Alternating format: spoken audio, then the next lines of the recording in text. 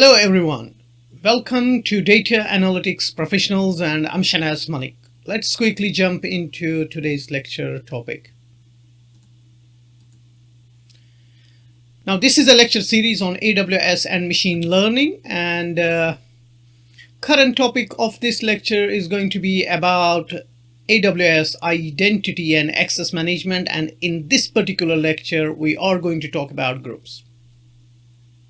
This is lecture number 7 in this series. Now to start with, just remember the simplest way to define an IAM group is that it is a collection of IAM users. Groups let you specify permissions for multiple users, which can make it easier to manage the permissions for those users. For example, you could have a group called admins and give that group the types of permissions that administrators typically need. Any user in that group automatically has the permissions that are assigned to the group. If a new user joins your organization and needs administrator privileges, you can assign the appropriate permissions by adding the user to that group.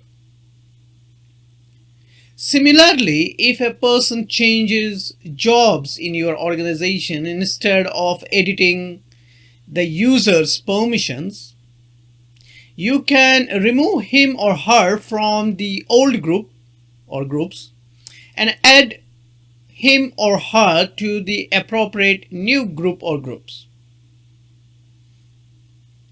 Group is simply a way to attach policies to multiple users at one time. And I will have we'll have a look once we will do it within AWS, and then you will understand it better. But just try to understand the theory behind it. They try to understand first before we start doing it. Now, important characteristics of groups. A group can contain many users, and a user can belong to multiple groups. Groups can't be nested. They can contain only users, not other groups. That is a very important point to remember. There's no default group that automatically includes all users in the AWS account. If you want to have a group like that, you need to create it and assign each user to it. Now, here is an hierarchy. It's just a sample. You don't need to have exactly this kind of hierarchy in your organization. But if you see here, for example, we have an account. For example, we have an AWS account. And that account we can have within that account. For example, you have here AWS account. This account is an AWS account, okay? And now within that account we have group admins. So we have created group which is admins. We have created another group which is developers. We have created another group which is data analysts. Another group is data scientists. And another group is machine learning experts, and so on. So within this one account, which we created, for example, in I think lecture number 3 in this series.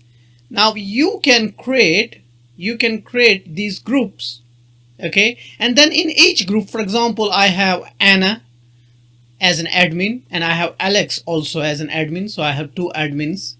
So these are the users. These are IAM users, okay? And they belong to this group, which resides within AWS account. And same way I have group developers, and so I have developer app 1 and developer app 2. They both belong to this group. So they will have all those access, all those policies will be on them, which will be attached to this group. Now here is a group data analyst. So for example, I have a Mark is a person who is a data analyst, and that's why I have put Mark in data analyst group. and he will, and whatever policies are attached to group, the data analyst group will be attached to Mark. And here is a data scientist, for example, Shaz, myself.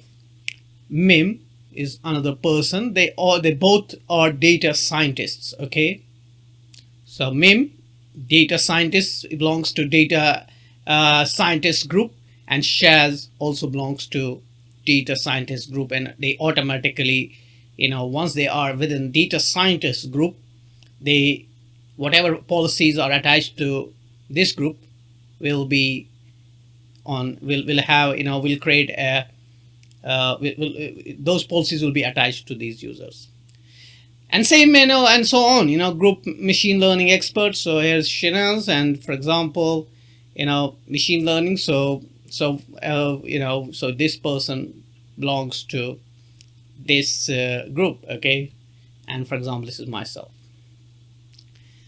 Okay, and this is the way you actually create groups, and within groups then you will have IAM users, and we will create these groups, and we will add our users as per our needs within our AWS account that you have created, and that's what we are going to do in coming lectures.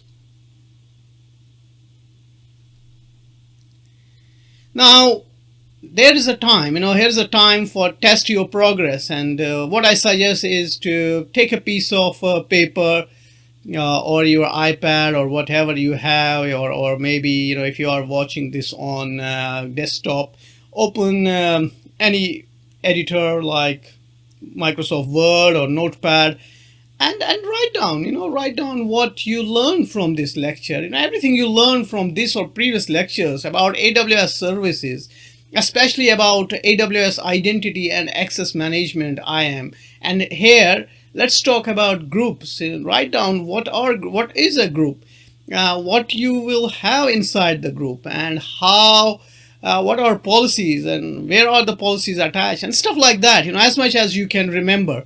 And because what will happen if you remember everything, that's great, then you're genius. But if you don't remember, then you will understand that you have to go back and rewind this lecture and maybe watch it a couple of times before everything sits inside the memory, and then that memory can be used while you are working, in an organization. Then you can recall your memory and use these skills to actually execute tasks. Now, for those who are interested, who like these lectures and are interested to know what is coming into the next lecture, next topic of this lecture series is going to be about now creating an administrator IAM user, and this will be within AWS identity and access management. Okay, so next lecture, we are going to log in into AWS account and then start creating an administrator IAM user. Okay, so it's the practical work have now started from next lecture. Before I move on, here's a question which I always try to ask and get your feedback. Please let me know, how do you rate this lecture and the presentation given in this lecture? The scale is from 0 to 10, and 10 is the best, and you can send me emails or comment, and whatever way you think is the best, and let me know what you liked in this lecture and what could be improved, because I'm always happy to receive constructive feedback. And that brings me to the end of this lecture. Okay, but just remember that DAP, which is data analytic professionals, have internet and social media footprints, which shares its current and future plan with all of you. DAP space is commendable, so watch this presentation until end to connect with DAP through various platforms. And with that, it's time to come back into studio, and here I am. I hope that I have given my best to this lecture, and I hope you liked. I take a leave here, but I suggest to watch this lecture until end, and I see you in the next lecture.